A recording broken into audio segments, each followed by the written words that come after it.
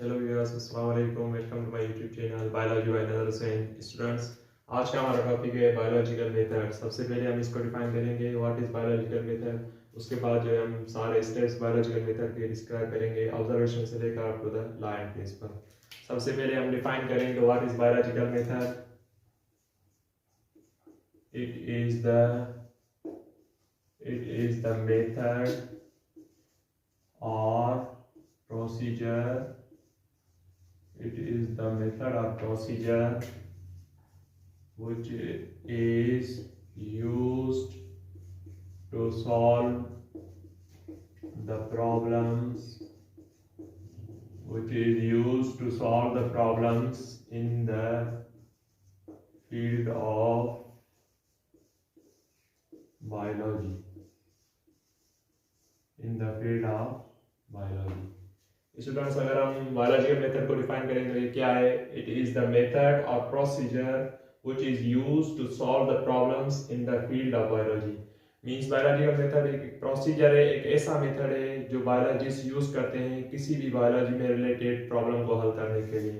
As we know that there are different fields just like the physics, chemistry and biology. All the scientists related to these fields also apply the biological method to invent to solve the problems in their related fields, just like the problem in the physics or chemistry or biology. Means जो भी scientist है physics chemistry या biology में, वो भी यही method, biology के method को इस्तेमाल करते हैं किसी भी प्रॉब्लम को हल करने के लिए। अगर हम इसके स्टेप्स को डिफाइन करें तो सबसे पहला स्टेप है वो है ऑब्जर्वेशन। ऑब्जर्वेशन क्या है? सबसे पहले स्टेप है वो है ऑब्जर्वेशन। अगर हम ऑब्जर्वेशन को डिफाइन करें तो ऑब्जर्वेशन क्या है? It is the first step of biological method. It is the first step of a biological method which is performed by our five senses. Students, अगर हम ऑब्जर्वेशन को डिफाइन करें तो ऑब्जर्वेशन क्या है? It is the first step of biological method which is performed by our five senses. ये पहला step है बायोलॉजिकल मेथड का, और क्या है? It is a method which is performed by our five senses. ये एक ऐसा मेथड है जो हम अपने पांच जो सेंसेस है उसकी बुनियाद पर जो है वो इस मेथड को परफॉर्म करते हैं। Means observation it is a method which is performed by our five senses. हमारे फाइव सेंसेस कौन से हैं? जैसे sense of vision, sense of touch, sense of smell, sense of taste and sense of hearing. ये जो हमारे पांच senses है, sense of vision, sense of touch, sense of smell, sense of taste and sense of hearing. जब हम in five senses को इस्तेमाल करके जो भी प्रॉब्लम है हम उसको ऑब्जर्व करेंगे, उसकी डेटा कलेक्ट करेंगे, उस प्रोसेस को हम क्या कहेंगे? ऑब्जर्वेशन। ऑब्जर्वेशन अगर हम इसके टाइप्स डिफाइन करें तो ऑब्जर्वेशन दो किस्म की होती है। ऑब्जर्वेशन को अगर हम डिफाइन करें तो ऑब्जर्वेशन दो किस्म की होती है। ऑब्जर्वेशन दो किस्म की होती है। कितने किस्म की? दो किस्म की। एक होती है क्वालिटेटिव ऑब्जर्वेशन और दूसरी होती है क्वांटिटेटिव ऑब्जर्वेशन। क्वांटिटेटिव एक होती है क्वालिटेटिव और दूसरी होती है क्वांटिटेटिव ऑब्जर्वेशन। इन दोनों में फर्क क्या है? क्वालिटेटिव ऑब्जर्वेशन को हम डिफाइन करें तो इट डिस्क्राइब्स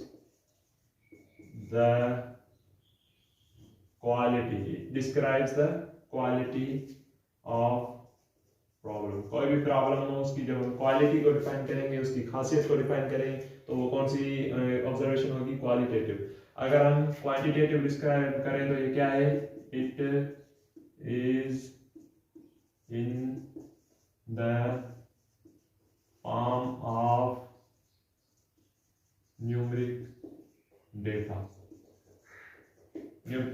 क्वांटिटेटिव ऑब्जर्वेशन को डिफाइन करें तो क्वांटिटेटिव ऑब्जर्वेशन क्या है, it is in the form of numeric data, means जो नंबर्स में हो, जो न्यूमरल नंबर्स न्यूमेरिक डेटा में हो तो हम उस ऑब्जर्वेशन को क्या कहेंगे, quantitative observation, it is in the form of numbers.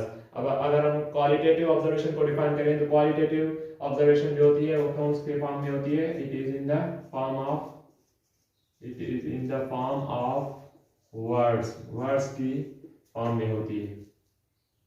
और दूसरा जो इनमें मेजर डिफरेंस है वो कौन सा है, क्वालिटेटिव ऑब्जर्वेशन जो होती है वो मेड बाय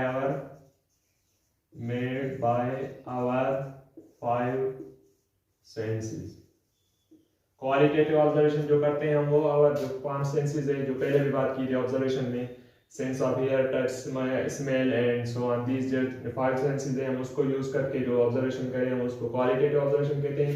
अगर जो हम क्वांटिटेटिव को डिफाइन करें, quantitative observation it is made with the help of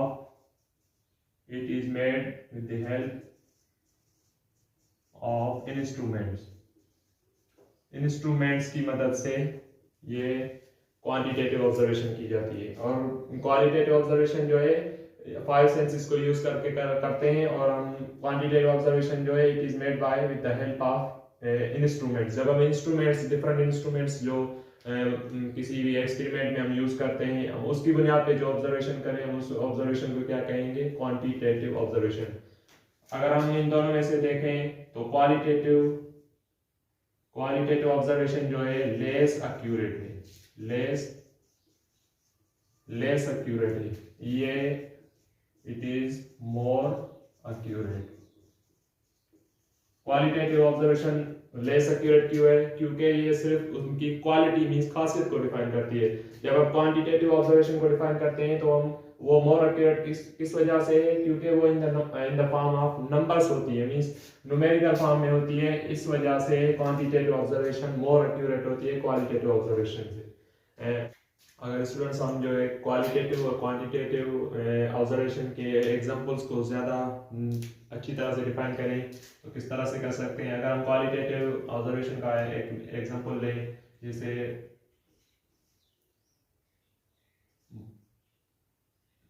जैसे freezing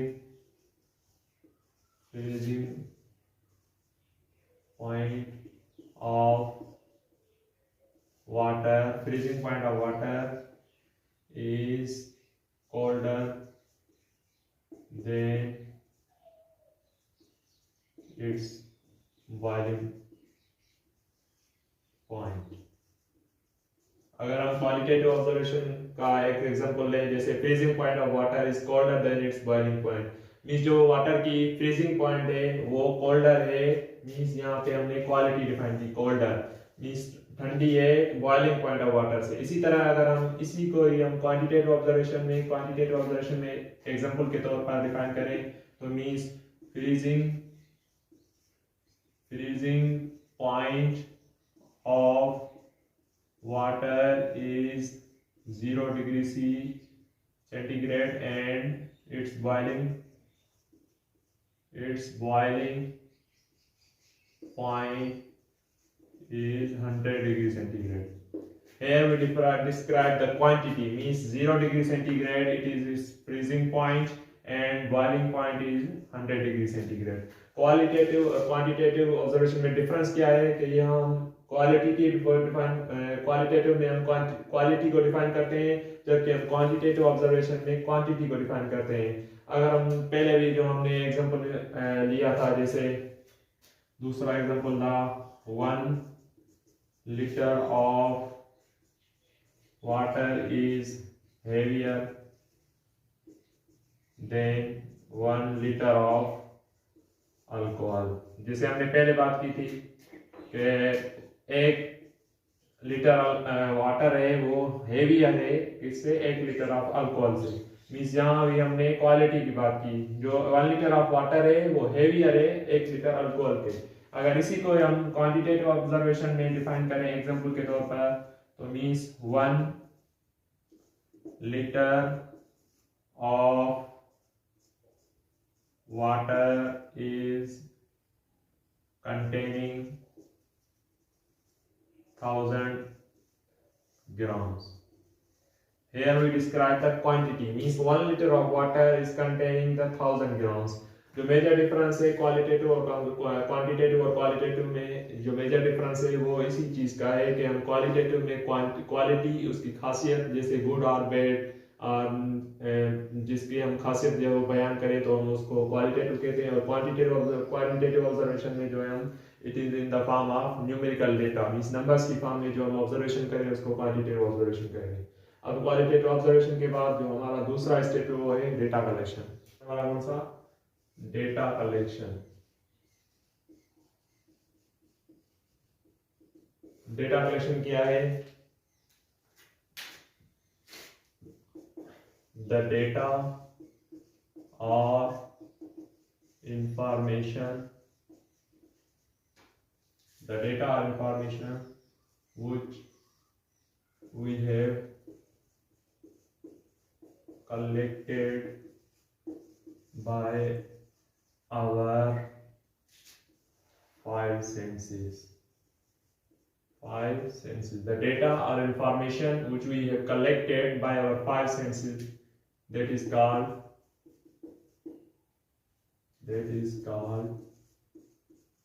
data collection. Data collection को अगर हम डिफाइन करें तो डेटा कलेक्शन क्या है? द डेटा और information which we have collected by our five senses, that is called the data collection.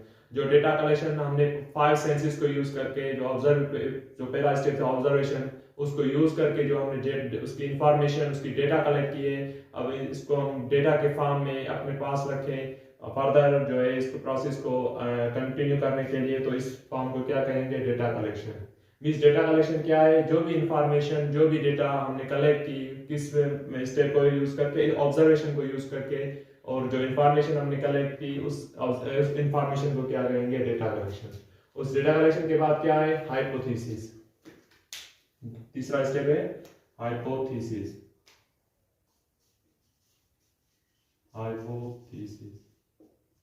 Hypothesis क्या है?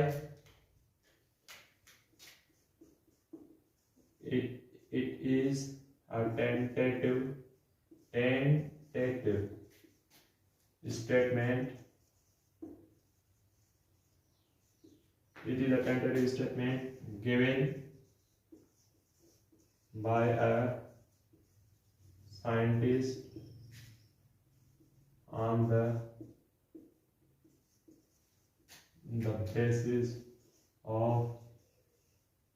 basis of data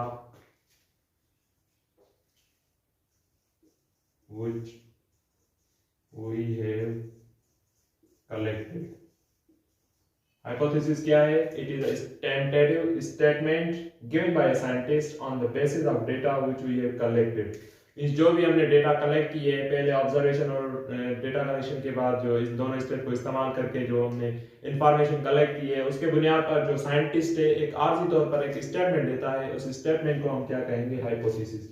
hypothesis tentative statement means आर्जी statement, means it can be true और false. It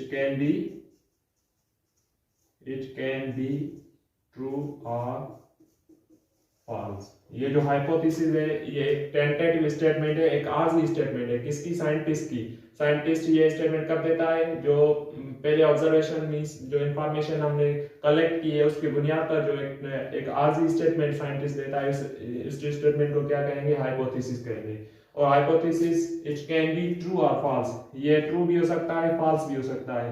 इसको true और false prove करने के लिए हम जो है उसके फर्दर जो स्टेप्स हैं उसको आइदर रीजनिंग, एक्सपेरिमेंटेशन या रिजल्ट्स, ये सारे जो है इन स्टेप्स को यूज करके हम इसको प्रूव करेंगे कि either this statement, this hypothesis is true और फॉल्स। सो हाइपोथेसिस क्या है? It is a tentative statement, it can be true और फॉल्स। उसके बाद जो है हाइपोथेसिस के बाद क्या है? रीजनिंग। अब हम रीजनिंग को डिफाइन करेंगे। स्टूडेंट्स, हमने तीसरे स्टेप हाइपोथेसिस को डिफाइन किया कि हाइपोथेसिस क्या है? It is the intelligent guess और the tentative statement given by scientist on the basis of the presence of their data through which we have collected on the basis of their observation. Means observation की बुनियाद पर जो भी हमने data collect की उनकी basis पे जो साइंटिस्ट जो एक आर्जी तौर पर एक स्टेटमेंट देता है या अपने जहानत की बुनियाद पर एक स्टेटमेंट देता है, उस स्टेटमेंट को क्या कहते हैं? हाइपोथेसिस। और हाइपोथेसिस के बाद दूसरा स्टेप है रीजनिंग। अगर हम रीजनिंग को डिफाइन करें तो रीजनिंग क्या है? Here we describe the reasoning. Reasoning क्या है? It is a careful and creative thinking. Reasoning, it is a careful and creative thinking necessary for construction of a hypothesis. अगर हम रीजनिंग को डिफाइन करें तो रीजनिंग क्या है? It is a careful and creative thinking necessary for construction of hypothesis. हमने जो hypothesis की बात की थी कि हाइपोथेसिस क्या है? एक इंटेलिजेंट गेस है या एक टेंटेटिव स्टेटमेंट है जो साइंटिस्ट देता है। और जो हाइपोथेसिस को जो मेन हाइपोथेसिस कंस्ट्रक्ट करने के लिए जो रिक्वायरमेंट होती है, हम उस रिक्वायरमेंट को क्या कहेंगे? रीजनिंग। इस रीजनिंग क्या है? It is a careful and creative thinking. जो केयरफुल और क्रिएटिव थिंकिंग जो किसी भी हाइपोथेसिस को बनाने के लिए जो हम क्रिएटिव और केयरफुल थिंकिंग करें, हम उस केयरफुल और क्रिएटिव थिंकिंग को क्या कहेंगे? रीजनिंग कहेंगे। और reasoning it is the main and important aspect to give a hypothesis. कोई भी साइंटिस्ट अगर हाइपोथेसिस देगा, किस बुनियाद पे देगा? उस वो रीजनिंग के बुनियाद पे देगा। Means reasoning careful and creative necessary for construction of hypothesis.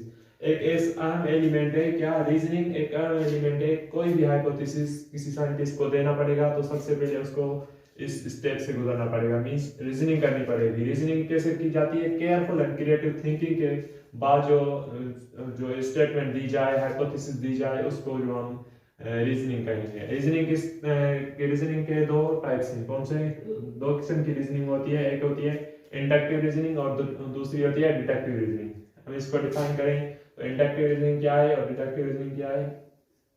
First of all we define the inductive reasoning. Inductive reasoning,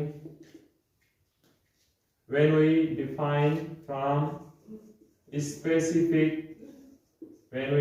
specific to general, means जब हम specific observation से general observation करें तो हम उस किस्म की रीजनिंग को कहेंगे inductive reasoning. Inductive reasoning a type of reasoning in which we observe the things from specific to general. Specific inductive reasoning एक ऐसी रीजनिंग है जिसमें हम स्पेसिफिक चीज से जनरल की बात करते हैं। स्पेसिफिक चीज की ऑब्जर्वेशन से हम जनरल ऑब्जर्वेशन को डिफाइन करते हैं। एग्जांपल से हम डिफाइन करें, इफ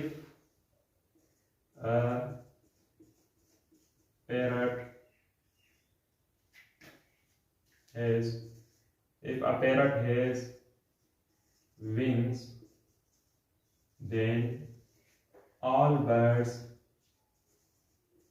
have wings. यहाँ हमने बात की if a parrot has wings then all birds have wings।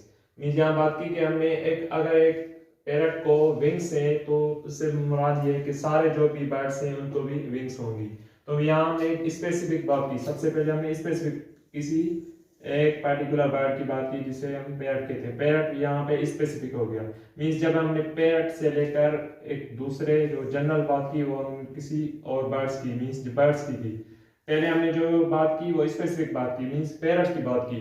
उसके बाद जो हमने बात की बर्ड्स की बात की, means specific to general observe किया कि if a parrot has wings then all birds have wings. Means एक पैरट को विंग्स हैं कि उसके पर हैं तो मींस सारे बर्ड्स के भी पर होंगे। यहाँ हमने क्या किया कि specific to general, means specific observation से जनरल ऑब्जर्वेशन की तरफ मूव करें तो हम उस टाइप की रीजनिंग को क्या कहेंगे? Inductive reasoning. हम इसका दूसरा एग्जांपल लें,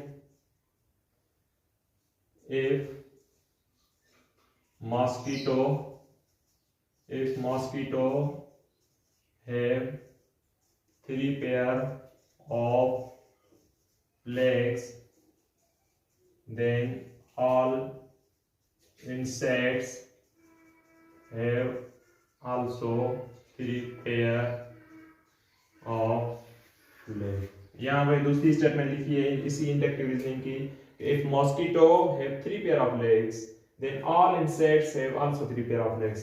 मीन्स जो अगर मॉस्किटो को 3 पेयर है लेग्स के, तो इसका मतलब है कि सब इंसेक्ट्स को भी 3 पेयर ऑफ लेग्स होंगे। यहाँ हमने बात की, पहले हमने स्पेसिफिक बात किसकी की? मॉस्किटो की थी। मीन्स के मॉस्किटो को अगर 3 पेयर है लेग्स के, तो इसी तरह से सब जो जितने भी इंसेक्ट होंगे, ऑल इंसेक्ट्स होंगे, उसको भी 3 पेयर ऑफ लेग्स की होंगी, लेग्स होंगी। मीन्स यहाँ पर जो हमने इंडक्टिव रीजनिंग का डिफाइन किया, तो हम मूव करते हैं स्पेसिफिक टू जनरल। स्पेसिफिक किसी ऑर्गेनिज्म, किसी पर्टिकुलर थिंग को डिफाइन करके उसके हम जनरल बात करें किसी भी एरिया में, तो हम उसको क्या करेंगे? इंडक्टिव रीजनिंग करेंगे। उसके बाद इंडक्टिव रीजनिंग के बाद दूसरा है हमारा डिडक्टिव रीजनिंग।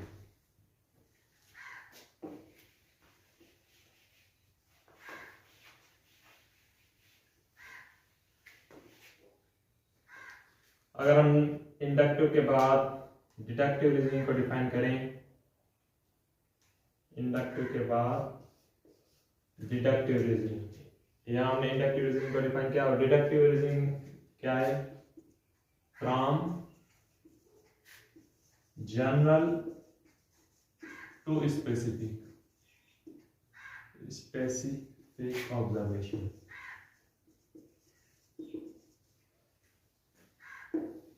डिडक्टिव और इंडक्टिव रीजनिंग में फर्क क्या है कि इंडक्टिव रीजनिंग है जो हमने पहले बात की कि इंडक्टिव रीजनिंग में हम मूव करते हैं specific to general.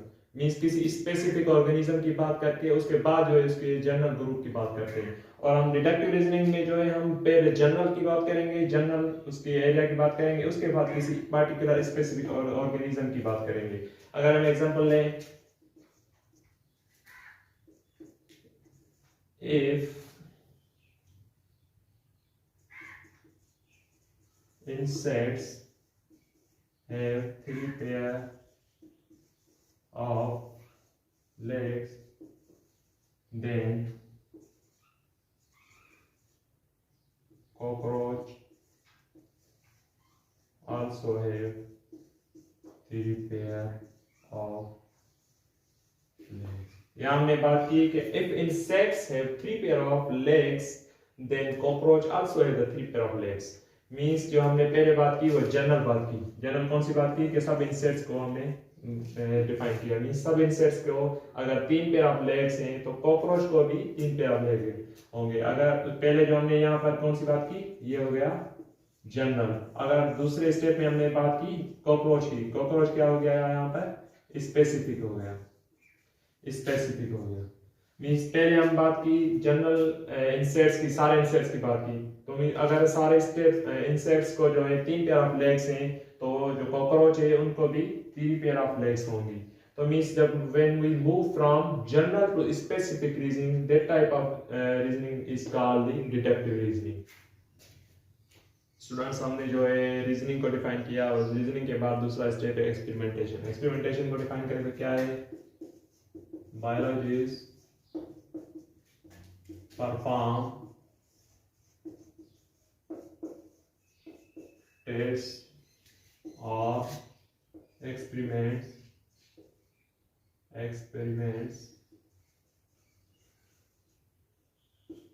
to prove that the hypothesis is true or experimentation को अगर हम डिफाइन करें तो एक्सपेरिमेंटेशन क्या है? तो बायोलॉजिस्ट परफॉर्म टेस्ट और experiments to prove that the hypothesis is true और फॉल्स। मींस जो बायोलॉजिस्ट डिफरेंट टेस्ट करते हैं या एक्सपेरिमेंट्स करते हैं, जो एक्सपेरिमेंट्स और टेस्ट करते हैं कि either the hypothesis is true और नॉट। मींस जो साइंटिस्ट पहले हाइपोथेसिस देते हैं, एक टेंटेटिव स्टेटमेंट देते हैं, एक जो ऑब्जर्वेशन की हुई है पहले उन्होंने, तो उनकी बुनियाद पर जो एक टेंटेटिव स्टेटमेंट देते हैं, उसको प्रूव करने के लिए जो टेस्ट वगैरह परफॉर्म करते हैं या एक्सपेरिमेंट्स करते हैं, तो हम उस प्रोसेस को क्या कहते हैं? एक्सपेरिमेंटेशन कहते हैं। एक्सपेरिमेंटेशन क्यों की जाती है? कि whether there hypothesis is true और नॉट। मींस ये हाइपोथेसिस, ये जो इन लोगों ने जो अंदाजा लगाया था या हाइपोथेसिस दिया था, तो ये आइदर इट इज ट्रू और नॉट, ये सही साबित हुआ या गलत साबित हुआ। तो इस प्रोसेस को हम क्या कहते हैं, एक्सपेरिमेंटेशन। एक्सपेरिमेंटेशन के बाद जो दूसरा स्टेप है हमारा वो है रिजल्ट्स और कंक्लूजन। रिजल्ट्स और कंक्लूजन। रिजल्ट्स और कंक्लूजन क्या है? The facts and figures, the facts and figures which we obtain by experimentation.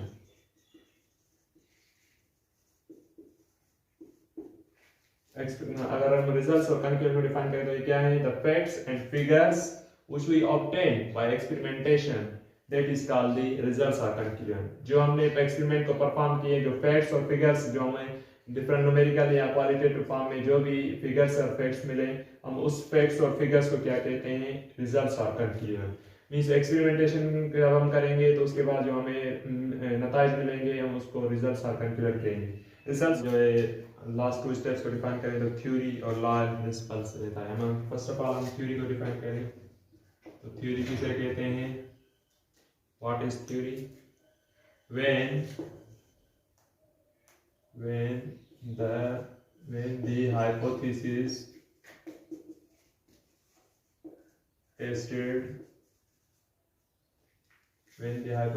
tested, again and again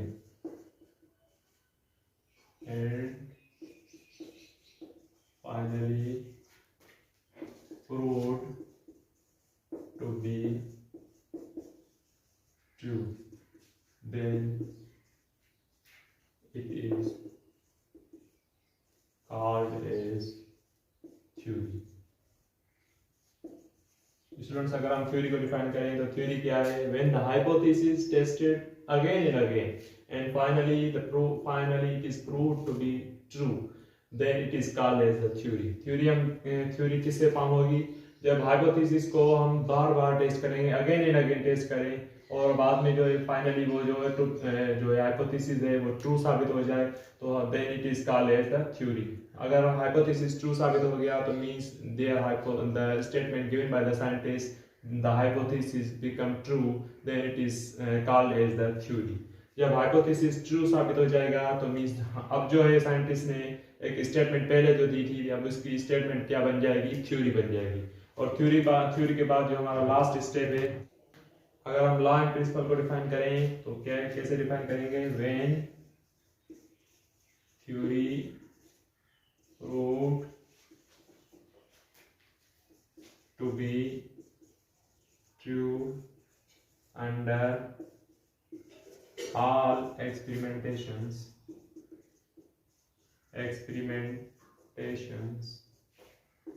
then it is accepted as law or principle।